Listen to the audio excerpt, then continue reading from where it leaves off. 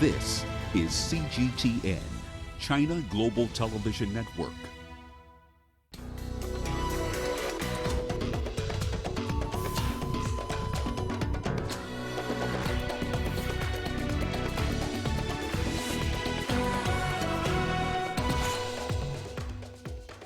Nearly 1.8 million confirmed coronavirus cases across the globe. We bring you the latest.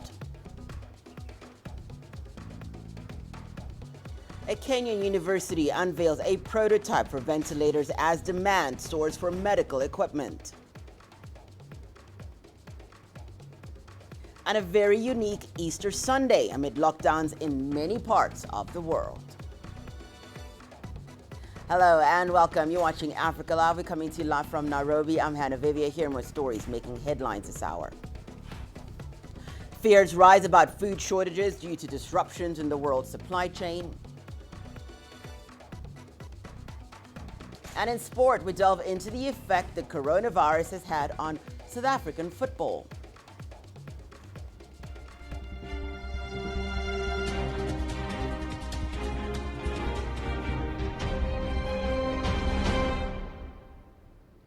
We begin with the latest on the coronavirus pandemic. Confirmed cases worldwide have topped 1.7 million. Deaths are nearly 110,000. Over 404,000 people have recovered. In the U.S., 28,000 new cases have been reported, and its death toll has become the world's highest at more than 20,000. More than 1,800 new deaths were reported. That's one every 47 seconds. Meanwhile, nearly half of all cases are in Europe, with Spain and Italy the worst hit. Iran, the epicenter in the Middle East, has registered more than 70,000 infections. Meanwhile, U.S. President Donald Trump has issued a major disaster declaration for Wyoming due to the COVID-19 pandemic. This means for the first time in history, there's now such a declaration within all 50 states at once. The U.S. now has reported over 500,000 infected cases, about a third of the global total. In New York, authorities describe the situation as stabilizing, yet there are no signals to lift some containment measures just yet. Toby Muse reports. Stabilizing, but at a horrific rate nonetheless. That's the message from New York Governor Andrew Cuomo. Terrible news is the number of lives lost, 783 yesterday. That is not an all-time high, and you can see that the number is somewhat stabilizing, but it is stabilizing at an horrific rate. 783 people, 777, 799. These are just incredible numbers, depicting incredible loss and pain. Governor Cuomo said that New York State was hitting the apex in terms of daily dead, but also that the state was plateauing, i.e. we will continue to see similar numbers of daily dead in the coming days and weeks, but without significant increases. He said that this was evidence that the measures put in place, such as social distancing and shutting non-essential stores, were working. Authorities across New York say they'll continue keeping these measures in place for the time being. New York City Mayor Bill de Blasio said he wants to keep schools closed for the rest of the school year until June. New York's mayor also laid out the 3 criteria he wants to see before considering lifting measures. He wants to see a decline in hospital admissions for the coronavirus, a decline in the number of those admitted to intensive care for the virus, and a decline in the percentage of people testing positive for coronavirus. And he wants to see all 3 go down for at least 10 days. There's an increasingly loud debate across the US about when the US can reopen its economy. President Donald Trump has said he wants to see the economy open sooner rather than later, and said that the cure cannot be worse than the disease, signifying that a protracted recession could harm and damage tens of millions of Americans. However, some say that it's too early, and without widespread testing, opening up the economy could encourage a second wave of infections. We are seeing our curve flatten, but they're predicting that on June 1st, only 2% of our population will have had this, which means basically we are just as naked now as we were a couple months ago. And if we go back to life as normal, we will just get another peak. And so really going back depends on having robust testing, see who's safe, see who's not, immediately test, isolate, and quarantine contacts of anybody who tests positive. This debate that pits the medical cost against the economic cost is sure to grow in the coming days and weeks. Toby Muse, CGTN, Washington. In Africa, countries are taking measures to help curb the spread of COVID-19. Rising cases on the continent have raised concerns. There are more than 13,500 cases spread across Africa. More than 740 people have died, and only 2 of the 54 African countries are yet to report a case. But some experts say the pandemic appears to be slower on the continent than in other regions. Many think it's because Africa is yet to reach its peak. While this could be true, Africa's capacity to handle the virus remains a concern. Most African countries have weak health systems. Nigeria, which is the biggest economy on the continent, has only carried out around 5,000 tests. Let's now take a look at the numbers by regions. North Africa has the highest number of infections. Algeria is now second after Egypt reported the most of cases in the region. In West Africa, the numbers have doubled. Nearly all affected countries have witnessed a rise in infections. In Central Africa, Cameroon has launched nationwide testing. The country has recorded over 800 cases of infections. East Africa remains the least affected region. Kenya and Ethiopia have been reporting recoveries. Elsewhere in Southern Africa, South Africa leads the pack with the highest recorded number of cases. Mauritius is second with 319 cases.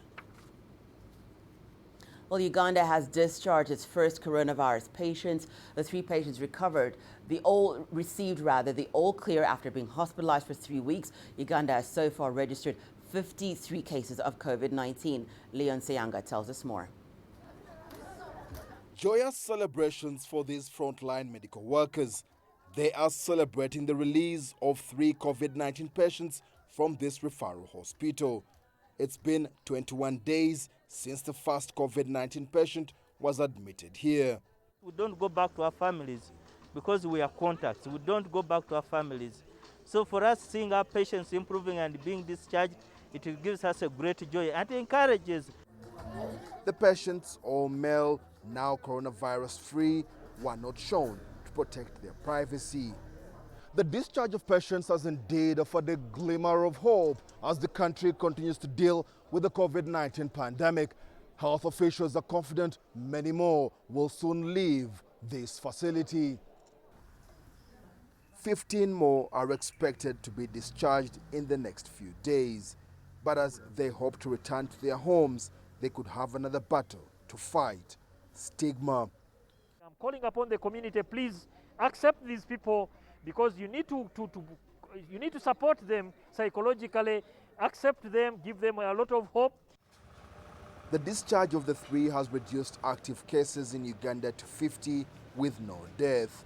The government has also put up strict measures to curb the spread of the coronavirus. Schools have been closed and a lockdown imposed. The progress we have made as a country in the war against this pandemic is partly attributed to this foresight and other preparation. While some significant progress can now be celebrated, these doctors and nurses still know too well that the fight is far from over. Leon Sanyanga, CGTN, Kampala, Uganda. Global demand for ventilators has been soaring. The machines used to push oxygen into patients whose lungs are failing. Kenya has limited number of these machines, but a group of university students have developed a prototype ventilator. Local production is expected to start soon. CGTN's Daniel Arab Moy brings us more. Kenya is working around the clock to bolster supplies of ventilators as demand skyrockets due to the coronavirus pandemic. The country's Kenyatta University has come up with a prototype that is expected to go into full production soon. I want to commend Kenyatta University, and particularly those who are involved in one way or another in making this possible. As Kenyans, as leaders, we are very excited and very hopeful. It changes the way we think, the way we rate ourselves. Kenya, just like many other African countries, is currently facing a surge of patients with breathing difficulties from the coronavirus, which is sparking a hunt for ventilators. The global pandemic, that is coronavirus, has led to a shortage in supplies of critical medical commodities.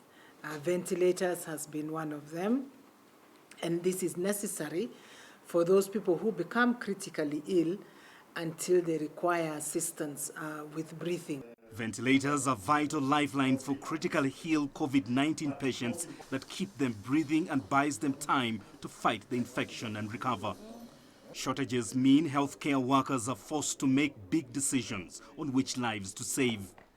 Daniel Kabuge is among the 16 students behind the invention of the prototype ventilator. After we saw what is happening in the world, there's a challenge for ventilators, and there's a challenge with production of ventilators. We decided we could not sit down and wait at home or quarantine, so we decided to come up with how we can make a ventilator that will support and save lives. The innovation by Kenyatta University will go a long way in saving the lives of those in critical condition. According to a recent study by the Imperial College London, an estimated 3 in 10 of those infected with COVID-19 and are hospitalized need external support for breathing. Daniel Arap Moi, CGTN, Nairobi, Kenya. China recently delivered a donation of medical supplies to Tanzania. Tanzania has expressed gratitude, saying the assistance was crucial as the country battles COVID-19. We are happy to hear that you have begun business activities in China. Industries are producing. This is a good thing, since we will now get products from China through our relatives, businessmen, so that our economy doesn't shake. The international countries, foreign countries provided us a lot of support. So we want to reciprocate. This is the virtue of our tradition, of our culture. Kenya has overcome a major bottleneck in mass testing for the coronavirus. The country's Medical Research Institute will now be able to process thousands of samples. Let's take a look.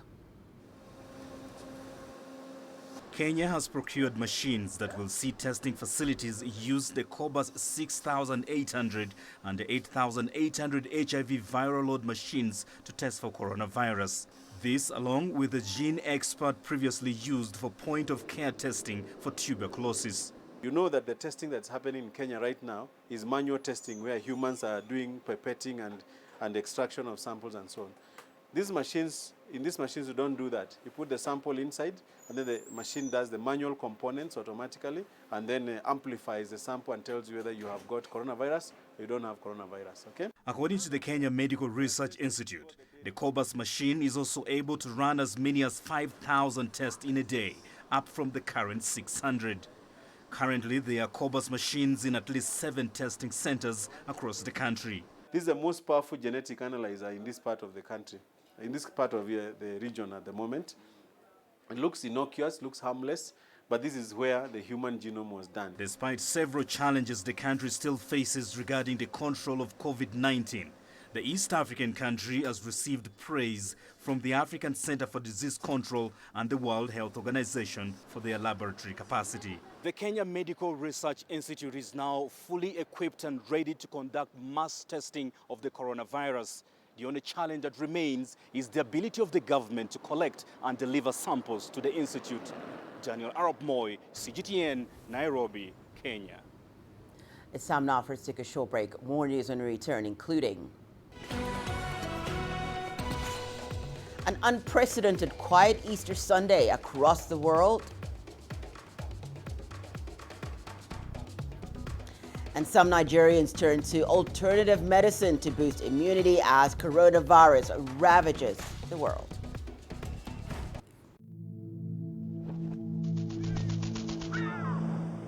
How will your world change today? What happens here? What happens there? Or what you make happen for yourself. If it matters to you, it matters to us too. Your stories are the stories that need to be told. Africa Live. Find your voice. Nigeria is my home. 160 million vibrant, ambitious individuals constantly seeking the perfect self-expression. It is these people who inspired me to be that person that is seen, to be a voice that is heard, and ultimately to be the anchor that I am. I have to tap in, tune in, and turn on the very best qualities within me to deliver the news.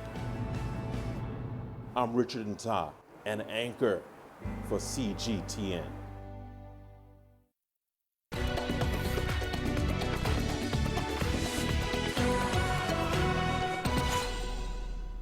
Welcome back. You're watching news making headlines right here on Africa Live. Well, health officials in the Democratic Republic of Congo have described the discovery of a new Ebola case in their country as a serious setback to the fight against the disease.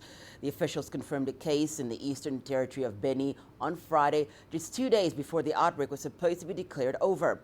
CGTN's Kisarja Mringa has more from Kinshasa. The new confirmed case of Ebola was found in a 26-year-old man in the eastern town of Beni. Congolese health workers say the man consulted a traditional healer when he fell ill and got treated for poison. He was later transferred to a health facility after his condition deteriorated. But he died there. Tests conducted confirmed he died of Ebola. His death has dashed the hopes of many Congolese who were expecting the outbreak to be declared over. We are very disappointed, but it is not a big surprise for us. I think that we will try to deal with this new case with the experience we have. And I'm not sure that it will be a new outbreak. I think that it will be just a case which will be encountered quickly. Health experts from the World Health Organization and the DRC have sent teams to start tracing the people who came into contact with the patient and investigate the case. We have to take care of the cases. We have to do all the package of activities and wait till the end of the treatment of the last cases before start counting the 42 days. According to the WHO, the outbreak can only be declared over after 42 days elapse without any new infection. This is the 10th Ebola outbreak in the DRC. It has occurred in a region racked by conflict. Authorities have recorded 300 attacks on health facilities and 11 deaths of health workers since the outbreak began in 2018. The new case has taken the response effort back to square one.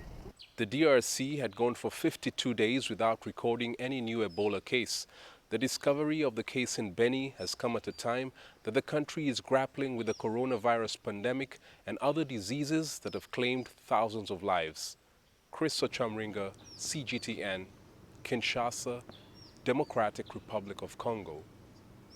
Well, scientists around the world have been working to find a cure for COVID-19. In the meantime, many are seeking alternative treatments to boost their immunity. In Nigeria, locals are looking to herbal remedies as preventative options against the coronavirus. CGTN's Kelechi Emekalam tells us more. A variety of roots, fruits, tree barks and herbs, and sometimes animals too. These make up the ingredients for Alhaja Tawa's herbal concoctions.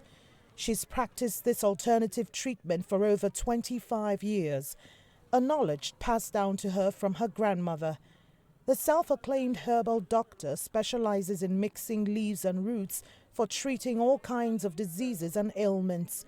As COVID-19 cases continue to surge across the city, more customers visit her shade, seeking to boost immunity against the virus.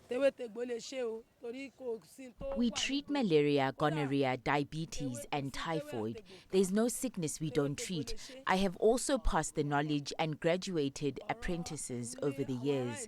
We have big customers who come with different illnesses. Coronavirus is here now and people are coming to buy local medicine. And God is helping us. They are getting better. This is what can prevent and cure it. There isn't any other treatment that can. The reason why I like and prefer Agbo to modern medicine is because it cures the entire body of whatever illness. If I take modern medicine, it might cure some and leave some. The last time I went to treat malaria in the hospital, but I was not completely cured. I had to come back to Iya Oyo and she helped me. Despite support for Tawa's herbal concoctions, they remain scientifically unproven. Medical doctors have strong reservations. They say these untested remedies may pose dire health risks. This herbal thing, we are in the darkness, we are put in the dark. So side effects, by the time they occur, in most cases, nausea, vomiting, diarrhea, dizziness and all that. You might not even know that it's as a result of the herbal medicine that you have taken. Some of them are even diabetogenic. You know what I mean? They suppress some substances in the body that will promote development of high blood pressure. They affect our kidneys, they affect our liver. So, and you don't have what we call antidote, army that will combat their side effects. For now, no official cure has been found for COVID-19. The World Health Organization recommends eating healthy and staying active in addition to basic protective measures against COVID-19. Kelechi Emekalam, CGT in Abuja, Nigeria. Well, Easter Sunday normally takes place in churches packed with thousands of people across the globe. But due to the coronavirus pandemic, many churches are closed to the public. This year, the world's 2 billion Christians are celebrating one of their holiest festivals through televised programs under lockdown. The pandemic has been reshaping society and transforming the way religion is observed. Well, for more on that story, we're now joined by Stephanie Freed, who is live for us in Tel Aviv, Israel. Stephanie, thank you so much for joining us. Give us a picture of what is happening in Tel Aviv at the moment, Stephanie, especially because in parts of Israel today, especially because this is a time for both Easter and the Jewish Passover, not only for locals but foreign visitors to Israel as well. Well, Hannah, about the foreign visitors, it's not happening. And for quite some time now, for weeks, foreign visitors at first were told that if they come in, they're going to have to be put into quarantine. But hotels are all shut down and all the tourist venues are shut down. And, you know, you were talking about Passover and Easter, and absolutely, this would be a time when Jerusalem, the old city of Jerusalem, would be packed with tourists, usually packed with pilgrims who have come to celebrate Easter and to walk the final path of Jesus's path in the streets of the old city, the Stations of the Cross on Easter Sunday. It's deserted, and no one is allowed in except for people with a journalist, a press card, or residents of the cities or some of the priests. So what's happening in Jerusalem, we were there a few days ago, is that some of the priests of the leading denominations will be conducting services. The Church of the Holy Sepulchre, of course, that's built over the site where Jesus is historically believed to have been crucified and resurrected, that has been shut as well for a few weeks. So the priests will be conducting services on behalf of Christians all over the world. Passover for the Jews, now it's midstream in the holiday. The Jewish people celebrating Passover, usually it's extended families, large dinners, big get-togethers with dozens of people. That was absolutely banned and enforced with roadblocks and security people to make sure that families didn't get together. So it was a virtual, live via various virtual means gatherings between families. So it's very different, very solemn. People are turning more inward this year in terms of celebrating the holidays, both in Tel Aviv and Jerusalem. Hannah? Stephanie, I would like to know, despite many countries that have very stringent restrictions at this time with regard to movement and social gathering, and you're saying that's pretty much the picture that's happening across Israel right now, we have seen reports, though, of people violating those regulations, especially this weekend in various parts of the world. Is that happening in Israel, or are people really listening to what the government has said in terms of staying at home?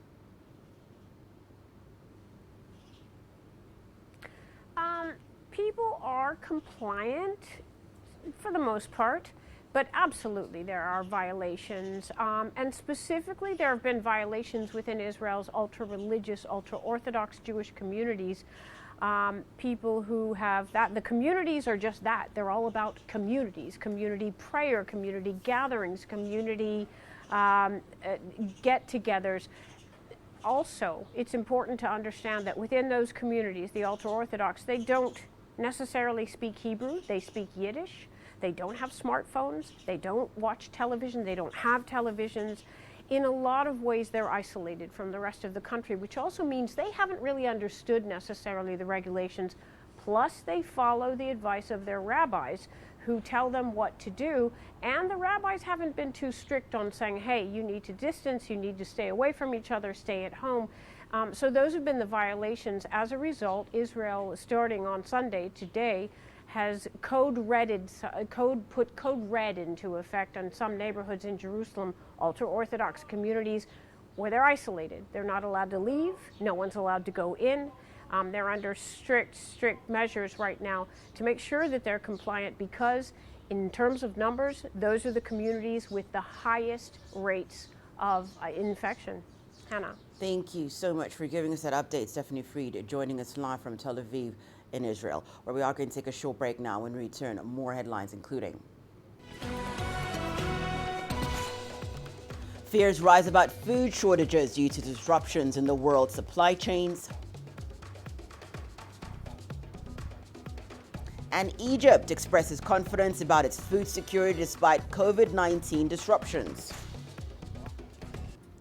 Africa is the nexus of enterprise, and global business will tell you why it matters. From the mega investment projects to multi-billion-dollar mergers and acquisitions. Africa today collects, just in terms of revenues from taxes alone, $545 billion a year. If you take 10% of that and you devote it to the energy sector, problem solved. All this on Global Business, weekdays at this time on CGTN. You don't find the stories of North Africa by sitting on the sidelines. You've got to get out, go there, and you'll find them.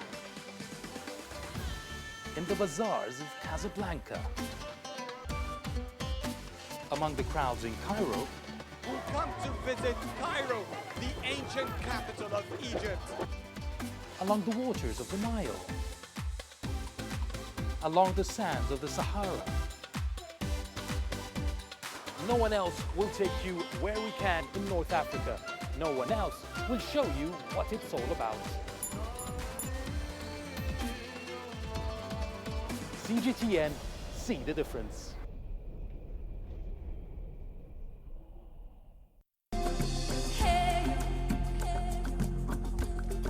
Accra is my kind of city. That's because when I'm here, I feel like I'm back home in Lagos or Abidjan, which are two of the major cities I grew up in.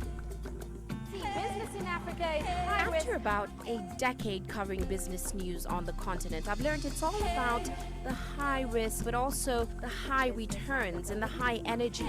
You simply have to adjust in order to keep pace.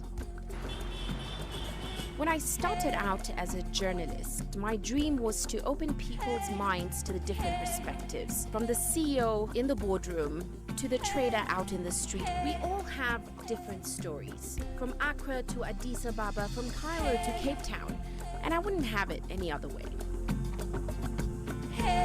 Here at CGTN, we realize that Africa is on the move, and it's moving fast, but we're moving right along with it. I'm Ucheo Koronkwo, and I'm a business anchor and reporter at CGTN.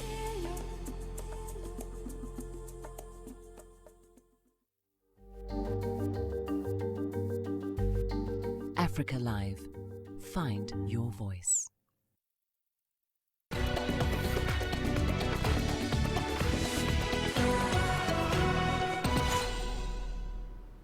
Welcome back. Well, COVID-19 has been threatening food security in a number of African countries, but Egypt has not suffered from food shortages so far, and the government says it's well prepared for the months to come. CGTN's Adel El-Mourouhi tells us more. When COVID-19 first hit, like many countries in the world, Egypt has witnessed a wave of panic buying. Another wave was seen once the government announced its partial curfew, but neither lasted long or had significant impact. At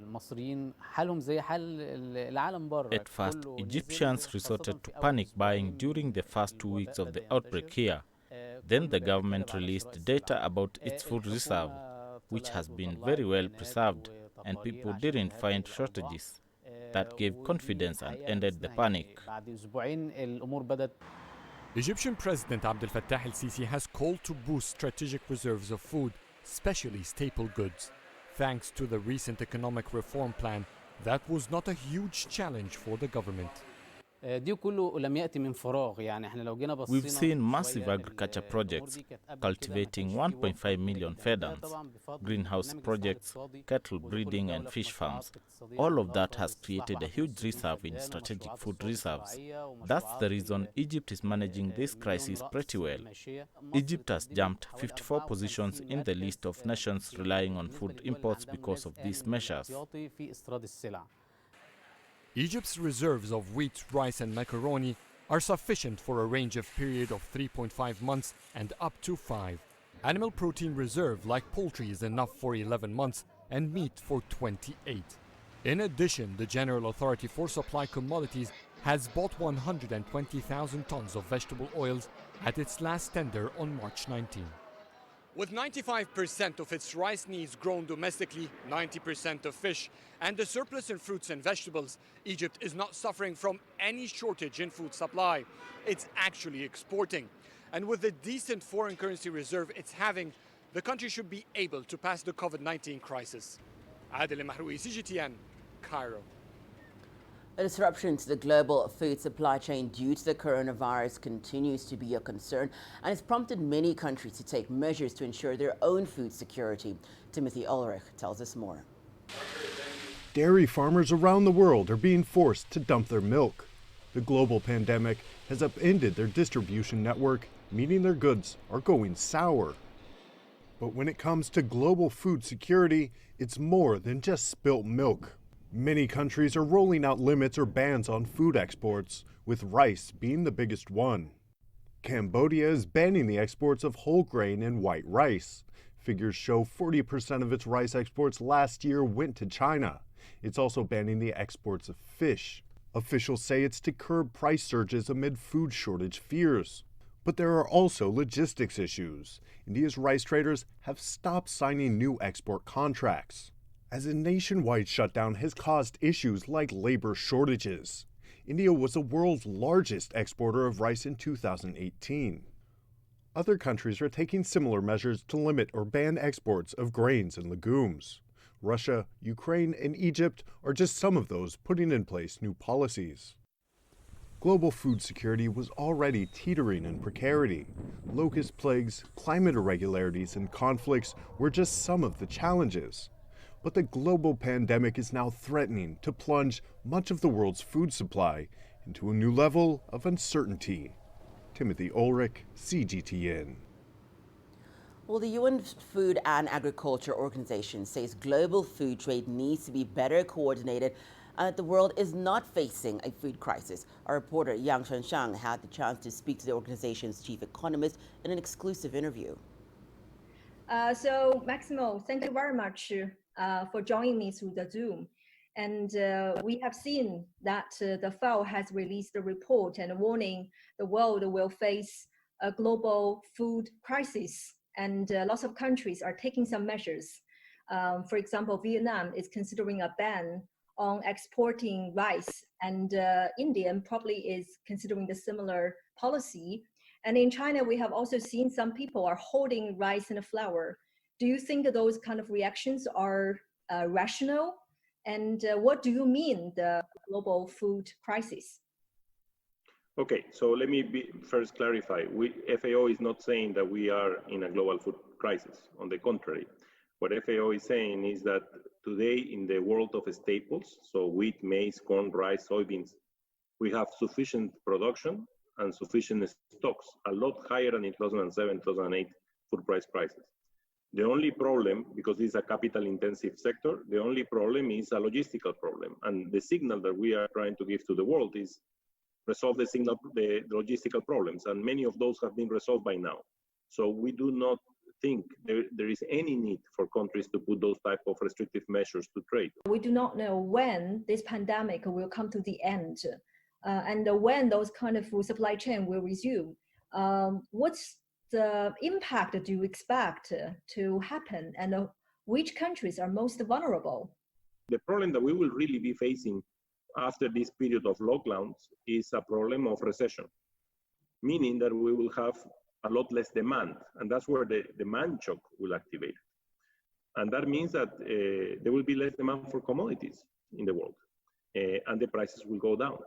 So the most vulnerable countries today are the import-dependent countries, countries that could have significant risk on the health side.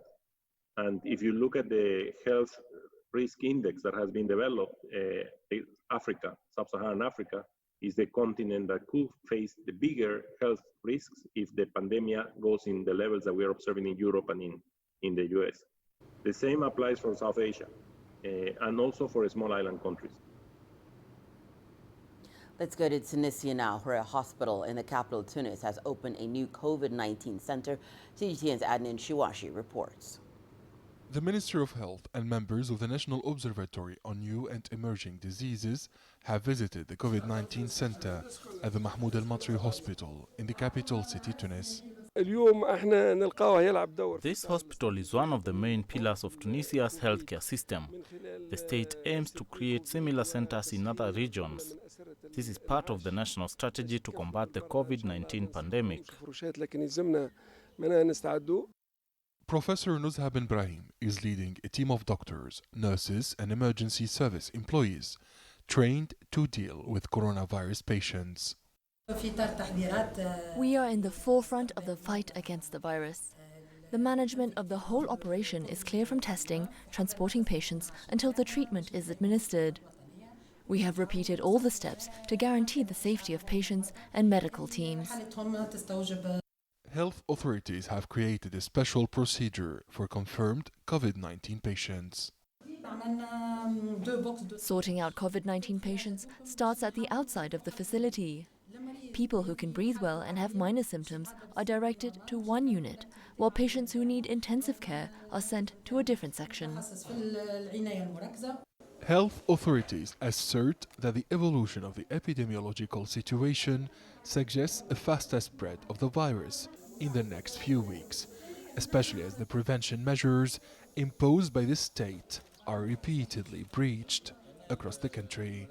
The scientific committee at the COVID-19 task force has decided the accommodation of all coronavirus patients in hospitals as well as private quarantine centers and hotels instead of home isolation, while monitoring their health situation. Adnan Shawishi, CGTN, Tunis. Time now for us to take a short break. When you return, here's what you can expect. In Tunisia, a COVID-19 African Solidarity Cell has been launched to give support to African students. Join us in Global Business and see Africa through our eyes.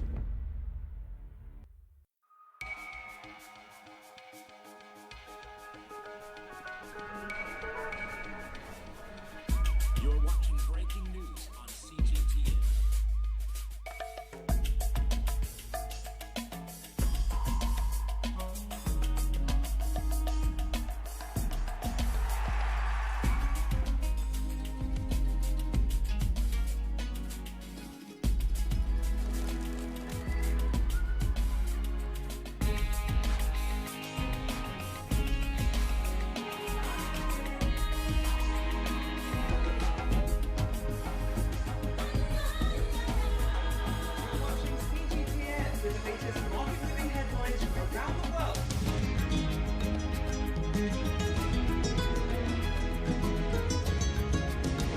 Welcome to the world today on CGTN.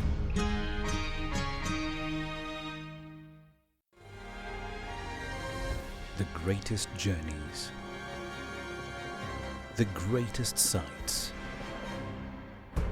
the greatest adventures. Here in Qanater, this weir allows the locals to walk on water. We're far more than just TV news. We're your passport to the wonders of Africa.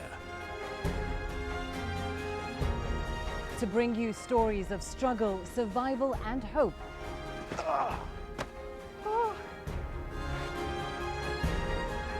So let's explore.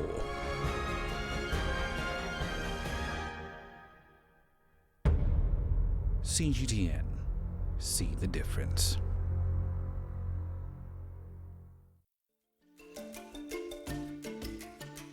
Africa Live.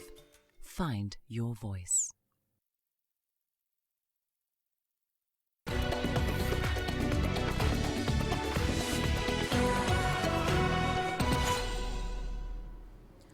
In Tunisia, a COVID-19 African Solidarity Cell has been launched, and as CGTN's Adnan Chouachi explains, the initiative seeks to support African migrants in the country amid the outbreak. Jean-Ferdinand Moino is the president of the Association of African Students and Trainees in Tunisia. The structure is one of the main components of the African Solidarity Cell, providing aid and assistance to sub-Saharan nationals. The African Solidarity Cell is the fruit of the collaboration between many associations. We are collecting and distributing donations to the most vulnerable individuals. The Association for Leadership and Development in Africa is also one of the main partner organizations in the project. Dozens of volunteers have joined the solidarity effort, which started on social media. Some individuals, enterprises, as well as embassies are supporting the cell by giving food and necessary products. The Tunisian civil society is also very active. It is open to the public. During a hearing session at the House of the People's Representatives, the Minister of Higher Education and members of the Tunisian and African parliaments shed light on the state support to foreign students and migrants. Hundreds of people who are in irregular situation will also benefit from assistance. The whole world is facing a humanitarian crisis, which is the result of the humanitarian and economic impacts of the coronavirus pandemic. The solidarity with all African students and sub-Saharan migrants is Tunisia's responsibility. The Ministry of Social Affairs has urged mayors and civil society organizations to intervene in order to suspend the rent payments of the African migrant tenants and students. The COVID-19 African Solidarity Cell has called on Prime Minister Elias El-Farfer to decree a total exemption from penalties for illegal residents. This measure would help thousands of migrants who have been affected socially and economically by the pandemic. Adnan Chouachi, CGTN, Tunis. Your sport news is up next. Here's what you can expect. We delve into the effect of the coronavirus has had on South African football. There's more to this place than just glorious landscapes. There's more to it than just, say, Table Mountain or glorious, endless salt flats. There's more to it than countries that are home to some of the deepest mines in the world. There is so much more to this place, even if it is home to some of the finest diamonds on the planet. It is the sheer diversity of the people who call Southern Africa home and the relentless drive to make it a better place that make it so special. And we know that because this too is home.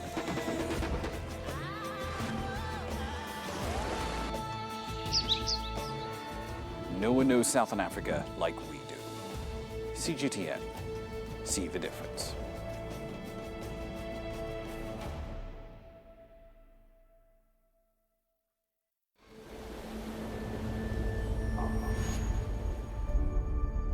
How would you create your legend? On the fields, on the tracks, in the arenas of Africa. Were you born to be a player? Could this moment be yours?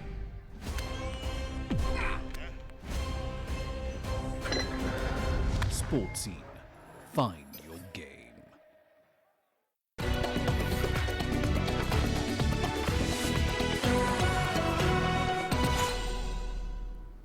Welcome back. Time now for your sport news. The world of sport has ground to a halt as a result of the spread of the COVID-19 pandemic. Football leagues around the world have put their seasons on hold until further notice, with the exception of Belgium, where Percy Tau's club Brugge were crowned champions. However, in South Africa, a lot of uncertainty remains as to what happens next. CGTN CSWC has more. The Premier Soccer League came to an abrupt stop after the PSL chairman, Dr. Ivan Khoza's announcement on March 19th, stating that until the green light from the South African government, no football activities would take place, leaving the league's conclusion up in the air and the players in limbo. In terms of longevity in the game, for sure, the football laws are going to have to be rewritten, and that's probably across all sports. So very uncertain times. We don't know what's happening tomorrow, and we don't know what's going to be happening in the future competitions. We've still got cups to go on in the South African Premier League. We've still got the league to be finished, so very, very interesting times ahead. Roberts, a former goalkeeper for clubs like Crystal Palace, Mamelodi Sundowns and Ajax Cape Town, has told his players to use the time of lockdown wisely and to improve themselves. It's a time to sit, it's a time to reflect, it's a time to go within and see where we as individuals can improve ourselves.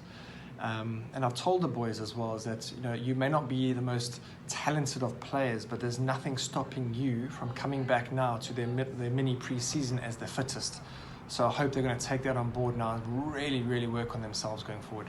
With European clubs discussing reducing players' wages, Roberts says it's tough for South African clubs who aren't in the financial position of Kaizer Chiefs, Orlando Pirates and Mamelodi Sundowns to follow suit.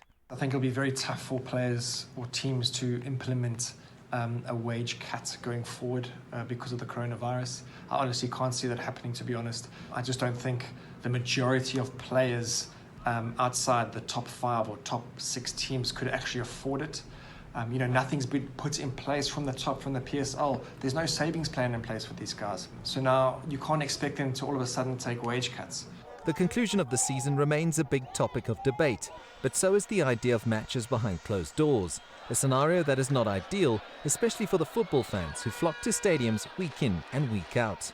We don't want the games to be played behind closed doors because there's just no game feel. The sponsors won't be getting their bang for the buck. The players won't feel like they're playing for, anything worthwhile, if that's fair to say. But it might come that we have no choice for the games to be played behind closed doors. There's no doubt that football will be forever affected, be it financially, the way fans watch the game, or the way players interact. Who knows? One thing is for sure though, the sport that offers hope to millions with each fixture will return. Maybe not anytime soon, but it will return and will once again capture the imagination of fans all over the globe who sorely miss the beautiful game. CSWC, CGTN, Johannesburg. Apart from the Belarusian Premier League, football